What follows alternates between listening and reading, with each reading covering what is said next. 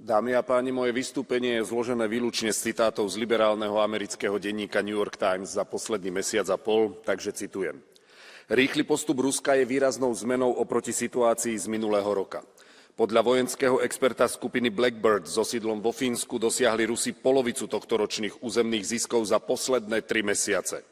Americkí vojenskí predstavitelia tvrdia, že dodávky zbraní už nie sú hlavnou nevýhodou Ukrajiny, najväčším nedostatkom sú vojaci. Nie je dôvod očakávať, že Putin stratí prevahu. Môže to znieť ako porazenectvo, ale je to realizmus.